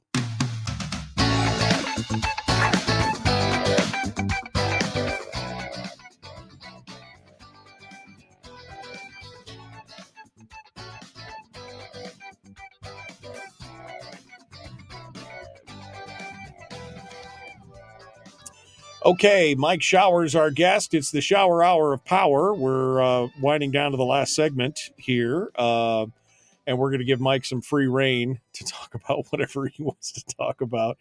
I mean, it's Because not normally you constrain me. normally it's not like he doesn't have free reign to begin with, but so let's get into it, Mike. Let's talk about this whole thing. You were talking about ways to make money. You talked about a film commission. We talked a little bit about whether or not the wheels just have to come off the bus before people actually wake up and smell the coffee. What's your thoughts here? Give me the whole reel. Yeah, like we were talking about in the break. I mean, I want to be more positive, right? Because we have so much potential in this state. I mean, we as a state government, it's all about payback to the unions, and that's what I was kind of ranting on in the break there for a bit. Is like unions. I know that there's a lot of union members out there, and this isn't about the union members. This is about the union leadership, right? The farther up the food chain you go, the more political they become, and they're worse politicians, I think, than a lot of people I deal with here in the legislature. They really are. And, I say, when why have such a problem with union mics? I don't know. Perhaps my own union that I paid tens of thousands of dollars in union dues to, when I asked for a simple endorsement, no money, right? 'Cause I didn't take any money from PACs or big unions like maybe my opponent did and other people do across the state to show where your loyalties lie. My own union wouldn't just give me a simple endorsement, Mike. Why? Because they had an R in front of my name. Never done anything anti-union, certainly nothing against my own. Good member in good standing, paid him tens of thousands of dollars. Nope, couldn't get an endorsement. Screw you. And you're going to sit here and tell me I should be like, oh, unions are great. Really? Really? Because what I've seen from unions, it's all about the money. They never talk about their people. They talk about the money, Mike. Why do you think the unions want so much of a pay raise? Guess what the unions get from that big pay raise? A big chunk of that money, which gives them more power, more wealth, more stuff they can do with. And Mike, it circles around the same problem. Unions, many of them, especially at the higher levels, not the members, not the people. Remember, and I'm very clear about private sector versus public. Public sector unions to me are a problem because those public sector unions are made up of people that go lobby the very people that are able to hit the green and red button to give them more money. There is an inherent conflict of interest. Private sector unions, not the government's business. That's between the private sector employees and the private sector employer, period. They don't have any business in that, right? And if people want that and to make it work, they make it work, right? But don't sit here and try to tell me all unions are all out for the best of their. No, they're not. Unions are out what's best for the union at the leadership level. I've seen it. I've dealt with it. I've had these discussions and arguments and debates with them. So, and some of these people, when you get to the really high levels of the national, these are like downright thugs, Mike, with the things that happen. And I've been threatened by union people, told that on the program before, said it many times. I've been threatened by them. We're going to teach you a lesson. You better, come into your house. I'm like, yeah, okay. Mike, some of them are thugs to get what they want. So don't sit here and try to make all unions are just, out for their people and whatever. No, they're not all that. I think some of the mid-level people and below that served it are good people, right? And they really are trying to make a difference and help. That's the average person. I'm talking about the people that climb the ladder, that become the people that are in the union forever. That's their thing, right? They're gonna step the ladder up by doing that, and that is frustrating because they control so much of what happens in the state. We try to do good things. The unions flood this place, Mike, with their lobbyists. They flood this place with their members and give them false information, like about spending in the school lobby that's here, right? 1413 BSA. I'm like, you've lost your minds. You're detached from reality. But they flood this place. And some legislators get a ton of money and support from them. So they're willing to do whatever the union says, as long as they can get that support when it comes time for reelection, which it ultimately circles around here. It does. That's how it works. You have to understand that. And then I was talking about the positive side of things, though, for the state, there's so much potential for drilling more oil wells and putting money through the pipeline, because that's what that black is, right? That's money, Mike. That's black gold. Building a gas pipeline, because we need that for internal use when we were talking about things like Cook Inlet issues and stability of that. And if we had enough gas flowing south versus burning it off or shoving it back in the ground, right? Talking about that carbon sequestration, they've been doing that for decades up there already, long before this other garbage they're talking about. And we need it for internal use, and we could be selling it to countries like Japan and South Korea that desperately want to have that energy security. This translates directly what Alaska does into national and international security and stability, Mike. If we have a energy independent United States that in 2017 became a net exporter of oil products, where you have Europe and countries like Japan and South Korea that would rely on us for the stability and not have to be under the thumb of China or under the thumb of Venezuela or Iran or Russia. It would provide stability in the world. But yet we're not doing that. And we have a current administration that wants to shut down Alaska and turn it into a national park. But we have so much potential to be the Texas of the North. Drill more oil wells, drill more gas wells, build a pipeline, mine more of those critical minerals and rare earths that we desperately need for manufacturing, log more. Mike, we have so many flipping trees in this state. I mean, we have the potential for hydropower. We have the potential for dams, right, to produce cheap electricity. We could be booming, talked about bringing up banks, right, like they did, like Hong Kong became the World Banking Center by enticing them. Bring up big companies and say, yeah, bring your people. Alaska is an amazing place. They can't tell about shipping costs, Mike. I mean, because we're half the distance China is, and we buy everything from China. We have a more expensive workforce, but we can make that work, right, with the appropriate incentives to get them up here. We're talking about the filming commission. Had a guy from FedEx that I flew with, and his wife, they were here in Juneau this week talking about it. And she's like, yeah, there's just no filming commission. I'm looking at her, go, what can we do to entice private sector investment in this state, bring people up here to do? She's like, well, we have this production she's working on right now. They're using Iceland. The story's about Alaska, but they're using Iceland because Iceland has incentives, and they're spending $60 million in Iceland to film this series. $60 million that are going into the private sector economy in Iceland that we could have had here in Alaska. But, well, we don't do that here, Mike. Must not be a big enough union to pay them back. So there's things like that going on, all these opportunities and all of this potential in Alaska, and we do nothing but worry about the public sector, unions and employees, and the size of this, taking care of this government. We don't talk about that private sector, but we have the potential to be Texas. We could be booming with all of the development of our resources, enticing people to come work here and produce things here, from films to all kinds of industry, the health industry, bring up the banking industry, whatever it is, Mike. I don't know. I mean, the point is, start throwing mud at the wall, build stuff, do things. We just sit around and we'll you just take the PFD. I guess we just don't have any more money in Texas, and we just sit around here and do the same old things while we're just withering away at our potential. But the strategic impact of Alaska, if you look at us on the map, it's not just about location, like Billy Mitchell said in 1924. This is about what Alaska brings to the table for resources, Mike, that on a national and international level are strategically important for us and for our allies and for stability. And most of it is about resources, because that is a lot of what the battles are about in this world right now. Resources for your people. And China's locking them up. Russia has the thumb on Europe with gas supply. Food is an issue. We have hundreds of thousands of acres, apparently, of farmland we could be using up here that we don't. I know the governor's been talking about that in Anana and other places, trying to bring that online. The point is, Mike, we got to get the heck out of the way, and we got to focus on the private sector in the state and stop just bowing down to the public sector, because that's all we ever focus on here. And by the way, if we let our private sector wither, there ain't going to be much of a public sector, because, well, we got a great education system, but every time we graduate a kid, poof, they go down south, because there ain't no jobs up here, right? Well, that's a great system to have.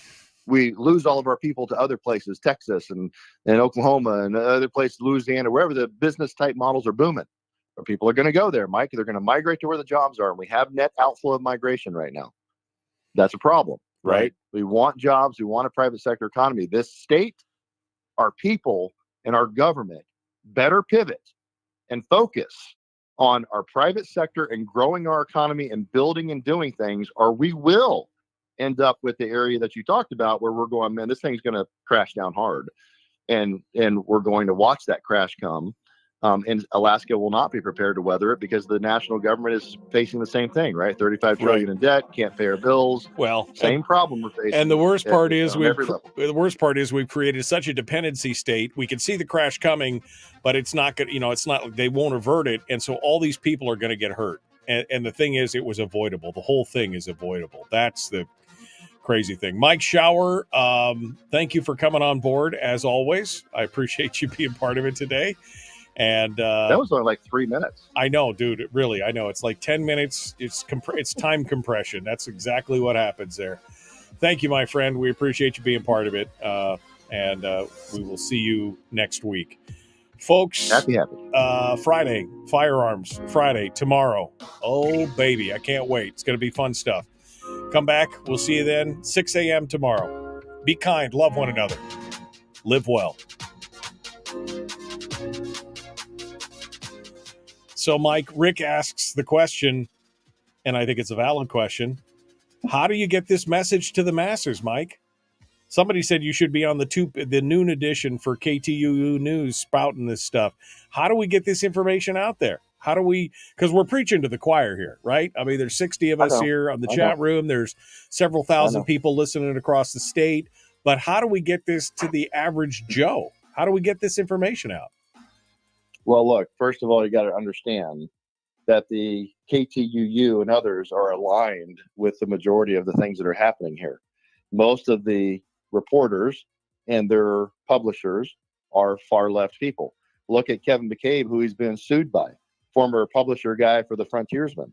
I mean, Mike, you're aligned up against people that ideologically are opposed to everything we're discussing on this program, who are aligned with the big unions and others here in Juneau, and a majority of the legislators. So they're never going to allow me to be on KTUU for an hour and talk about this, right? I can get on your show and a couple of the other conservative talk shows, because that's where most of us have this, or that's where we kind of collect, right, is talk radio. We don't have the opportunity to do anything else. So that is a valid question and a daunting one, because I don't know how you reach everybody. And then you add to the fact things like what social media has done to us, where I've had people on the left go, oh, there's no censorship in social media, because they live in their own echo chamber on Facebook and Twitter and other places where they've censored and shut down and suppressed the conservative voice. And now they're using AI algorithms to shut us down and look for keywords and other things, while they let the liberals say whatever they want. We know that's happening now. Thank God, Elon Musk, right? He bought it and broke that story wide open and proved to everybody that that is, in fact, what they're doing. And now they're using AI to do it. So I don't know the answer to that question, Mike, because we have so much money and power aligned against us to suppress our voices and shut us down. That's a very difficult one to get past. And I don't know. I don't have a good answer for that. We got to keep trying and try to reach people. But Mike, I used to get 7,000 views on Facebook when I do a video. I literally, on these big posts now, if it's something innocuous, like a picture of a cute puppy, I'll get a couple hundred views. But if it's like a political post, like the one about the NEA, I put out about how they're giving all their money to Democrats. You know how many people have seen that so far? Like 10. Mike, I would have gotten a couple thousand before. But this is what they're doing to our voice, to suppress it. It is happening. There's no more. I'm tired of the lies. Shut up, left. I'm not listening to you anymore. We know you're suppressing us. We know you're out in the open in the battle. We know it. But how you get past that, I don't know, Mike. There's other things like Rumble and other things people have tried to start up that just haven't become that popular. They haven't spread like Facebook or Instagram or the others, but those are owned by far left billionaires, techies, that are suppressing our voice. We know it. So it's a tough one. That's a great question. I don't have a great answer at this point. Yeah. I don't know. Well, we don't grow weary in well-doing. That's the first thing. But and maybe we share the show so we get more people involved. Maybe we tell people word of mouth that the show is up and you can get this information. And if you want to hear straight talk and common sense, this is where you come. That's about all we can do at this point.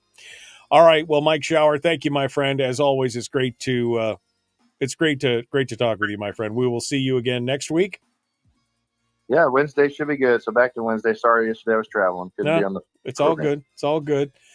We don't want you to be talking and get all riled up while you're flying a big plane. So it's all good. No. I was in district for a day. I just came back here. I was a passenger this time. Not Okay. flying, so. Well, we don't want you being a passenger because maybe the FAA would come in and pull you off for being disruptive. All right. We will. We'll see you. We'll see you next week, my friend. Thanks so much for coming aboard, folks. Cheers. We are out of time for today. We got to go. Tomorrow's Firearms Friday, the Michael Duke Show. Be kind, love one another, live well.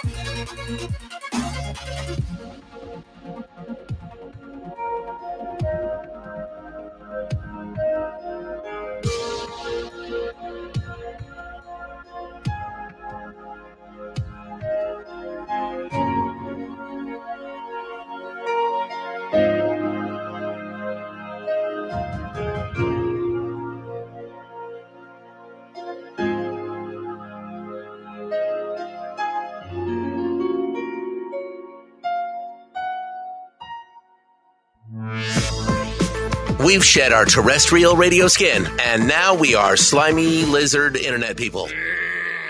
It's the Michael Duke Show.